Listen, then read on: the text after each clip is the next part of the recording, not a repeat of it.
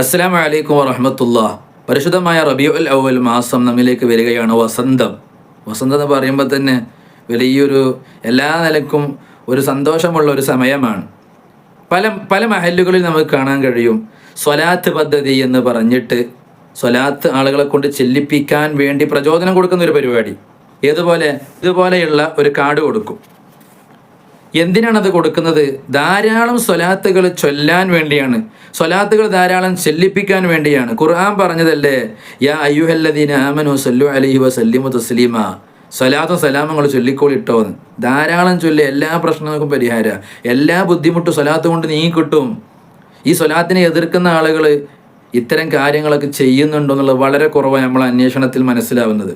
സ്വലാത്ത് മജ്‌ലിസ് അവർക്ക് പറ്റില്ല, എന്തോ ഒരു രോഗം പോലെയാണ് ഇതിനെ അവർ കാണാറുള്ളത്. എന്നാൽ അവർ പറ്റുന്ന രൂപത്തിൽ മജ്‌ലിസ് സംഘടിപ്പിക്കുക അതുമില്ല.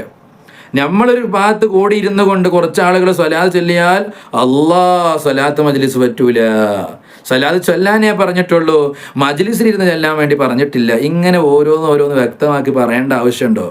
മജ്‌ലിസിൽ കൂടിയാൽ റഹ്മത്ത് ഇറങ്ങും, തനസ്സലുൽ മലായികത്തു, മലക്കുകളുടെ സാന്നിധ്യം അവിടെ ഉണ്ടാകും, റഹ്മത്തിൻ്റെ മലക്കുകളുടെ സാന്നിധ്യം ഉണ്ടാകും, അതുപോലെ തന്നെ അനുഗ്രഹമുണ്ടാകും. ഇതെല്ലാം നമ്മൾ ഹദീസുകളിൽ നിന്ന് പഠിച്ചവരാണ്. ഈ സ്വലാത്തുകൾ ധാരാളം ചൊല്ലുന്നവർക്കുള്ള ഗുണമെന്താ? ധാരാളം സ്വലാത്തുകൾ ചൊല്ലണം, പ്രത്യേകിച്ച് റബീഉൽ അവ്വൽ മാസത്തിലും. ഹബീബായ തങ്ങളെ മേലിൽ സമ്മാനം നമ്മൾ ഹദിയയായിട്ട് നമ്മൾ കൊടുക്കണം.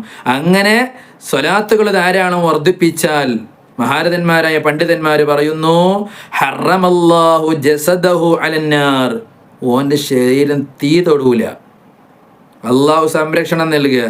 അപ്പോൾ സ്വലാത്ത് വർദ്ധിപ്പിച്ചാൽ അവന് സ്വർഗത്തിൽ എത്തിപ്പെടാൻ പോലും അതുകൊണ്ട് കാരണമാകും. അള്ളാഹു സുബ്ഹാനഹു വ തആല അത്തരം കൂട്ടത്തിൽ നമ്മളെ ഉൾപ്പെടുത്തുമാറാകട്ടെ.